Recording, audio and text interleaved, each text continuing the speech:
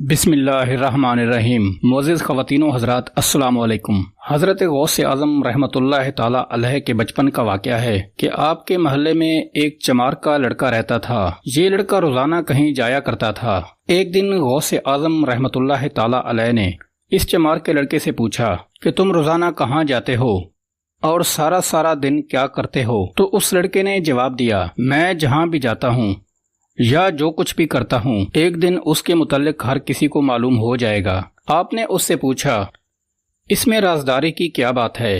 تم بتاتے کیوں نہیں؟ تو چمار کے لڑکے نے کہا، میں نے کہہ جو دیا ہے کہ یہ بات زیادہ دیر راز نہیں رہے گی۔ تو اس پر آپ نے فرمایا، کیا تم یہ چاہتے ہو کہ یہ راز میں اپنی کوشش سے معلوم کر لوں؟ تو آخرکار اس لڑکے نے ہار مان لی اور وہ سارا ماجرا سنانے لگا۔ اس نے یہ کہا کہ بات صرف اتنی سی ہے کہ میں آج کل ایک منتر سیکھ رہا ہوں اور اس منتر کا جاپ میں دریا کے کنارے کھڑا ہو کر کرتا ہوں۔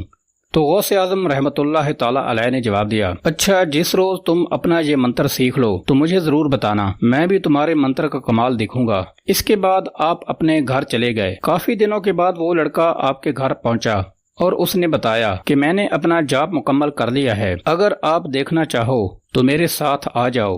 چنانچہ آپ اسی وقت لڑکے کے ساتھ چل دیے۔ لڑکے نے دریا کے کنارے پہنچ کر سب سے پہلے چاول پکائے اور ایک بکرے کو قربان کیا۔ پھر کچھ پوجا پاٹ کرنے کے بعد اس نے منتر پڑھنا شروع کر دیا۔ جب اس نے منتر مکمل کیا تو وہ بہت خوش ہوا اور بولا، میاں جی بھگوان کی کرپا سے میں کامیاب ہو گیا ہوں۔ تو غوث اعظم رحمۃ اللہ تعالی علیہ نے کہا، میں کس طرح اس بات پر یقین کروں کہ تم اپنے منتر میں کامیاب ہو گئے ہو؟ تو اس لڑکے نے جواب دیا، میں جو کہہ رہا ہوں کہ میں کامیاب ہو گیا ہوں۔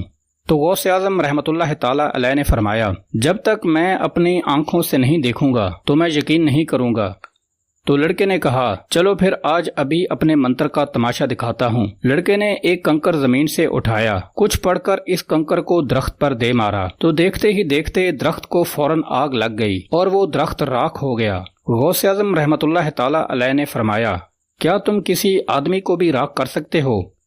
تو اس لڑکے نے بڑے فخر سے جواب دیا، کیوں نہیں، میں ہر چیز کو راکھ کر سکتا ہوں۔ تو اس پر غوث اعظم رحمۃ اللہ تعالی علیہ نے لڑکے سے کہا، تم مجھے راکھ کر کر دکھاؤ۔ تو لڑکے نے گھبرا کر جواب دیا، اگر میں نے تمہیں جلا دیا تو تمہارے گھر والوں کو کیا جواب دوں گا؟ آپ نے سینہ تان کر کہا، تم بس اپنا کمال دکھاؤ، میں تو ویسے بھی راکھ ہو جاؤں گا اور کسی کو پتہ بھی نہیں چلے گا۔ لڑکے کو بھی اس بات پر غصہ آ گیا اور بولا، میاں جی آپ مجھے غصہ نہ دلائیں ورنہ آپ اپنی زندگی سے ہاتھ دھو بیٹھیں گے۔ تو آپ نے جواب دیا کہ تم بے فکر رہو، مجھے کچھ نہیں ہوگا۔ اس پر لڑکے کو اور طیش آ گیا اور اس نے کہا، تو پھر مرنے کے لیے تیار ہو جاؤ۔ پھر لڑکے نے کنکر پکڑ کر اس پر منتر پڑھنا شروع کر دیا۔ غوث اعظم رحمۃ اللہ تعالی علیہ اس لڑکے پر اپنی نظریں جمائے کھڑے دیکھ رہے تھے۔ جب لڑکے نے منتر مکمل کر لیا تو کنکر کو غوث پاک کی طرف پھینکا۔ اس پر آپ نے اپنے ارد گرد ایک حصار کھینچ لیا جس کی وجہ سے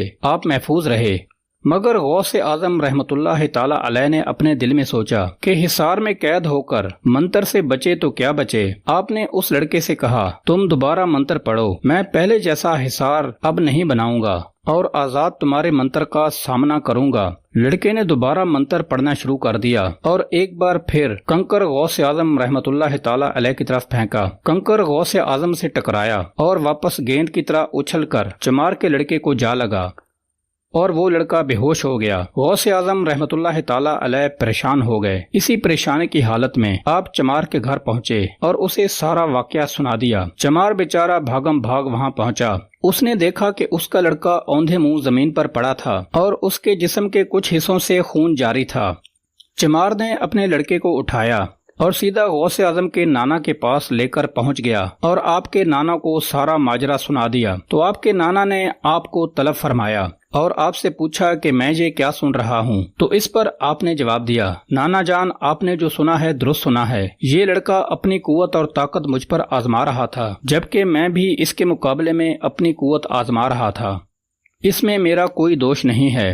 یہ سن کر آپ کے نانا نے آپ کو ڈانٹا اور کہا تو نے شیخ عبد القادر جیلانی رحمت اللہ علیہ کو کوئی معمولی ہستی سمجھ رکھا ہے، وہ تیری کہاں کہاں مدد کرتے رہیں گے۔ اس کے بعد آپ کے نانا نے سورہ مزمل پڑھنا شروع کر دی۔ جیسے جیسے وہ سورہ مزمل پڑھتے جاتے اور چمار کے لڑکے کو دم کرتے جاتے تو وہ لڑکا ٹھیک ہوتا جاتا۔ چنانچہ یہ عمل کافی دن تک جاری رہا، تب کہیں جا کر وہ لڑکا درست ہوا۔